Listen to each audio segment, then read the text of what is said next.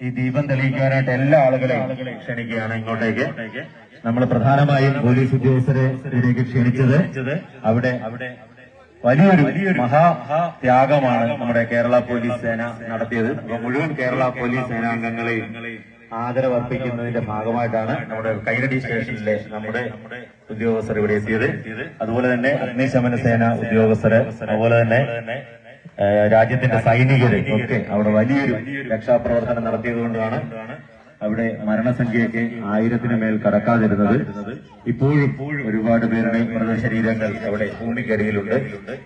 അപ്പോൾ മരിച്ചവരുടെ ആത്മാവിന് നിത്യശാന്തി നേർന്നുകൊണ്ടും അതോടൊപ്പം അവിടെ രക്ഷാപ്രവർത്തനം നടത്തിയവർക്ക് ആദരവർപ്പിച്ചുകൊണ്ടും നമ്മുടെ നാട്ടിലെ ജനങ്ങൾ എല്ലാവരും ചേർന്ന് ഇവിടെ നൂറുകണക്കിന് മഞ്ചരാതുകളിലായി ക്രമീകരിച്ചു വെച്ചിരിക്കുന്ന ദീപങ്ങൾ കൊളുത്തുകയാണ്.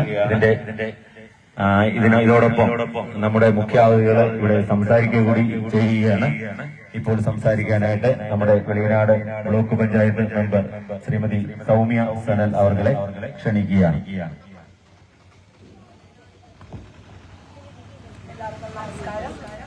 നമ്മളെ ഓണം എന്ന് പറഞ്ഞ വലിയൊരു ആഘോഷമാണ്. പക്ഷേ ഇപ്പോൾ നമ്മുടെ മനസ്സിൽ ഏറ്റവും ദുഃഖമേറിയ ഒരു നിമിഷമാണ്. സന്തോഷം തോന്നുന്നത് കൂടുതൽ തന്നെ എന്ന് വെച്ചാല് ഈ സൂര്യ ക്ലബ്ബുകാരെ കൊണ്ട് മാത്രമേ ഇത് സാധിക്കുകയുള്ളൂ. ഇതുപോലെ വയനാടിന് വേണ്ടി നമ്മളിൽ നിന്ന് വിട്ടുപിരിഞ്ഞു പോയ, പ്രതീക്ഷിക്കാതെ കിടന്നുറങ്ങിയ ജനങ്ങള്, ഇതൊന്നും ഓർക്കാതെ കിടന്നുറങ്ങിയ ജനങ്ങൾക്ക് വളരെ പെട്ടെന്നുണ്ടായ ഒരു ഉരുൾപൊട്ടലിന് വളരെയധികം 300 പേർക്ക് മേളിൽ അവസംഖ്യ പോലും അറിയാൻ പറ്റാത്തൊരു അവസ്ഥയാണ്. നമ്മളിൽ നിന്ന് വിട്ടുതിരിഞ്ഞു പോയ നമ്മുടെ കൂടപ്പുറങ്ങൾക്കും വേണ്ടി നമ്മളെ നിമിഷം മാറ്റിവെച്ചതിന് ഏറ്റവും വലിയ ഇതിൽ പങ്കുചേരാൻ പറ്റിയതാണ് ഏറ്റവും വലിയതായിട്ട് ഞാനത് കാണുന്നത്. ഇതിൽ ആ കുടുക്കിൽ തന്നെ എല്ലാവിധ ആശംസകളും അറിയിച്ചു.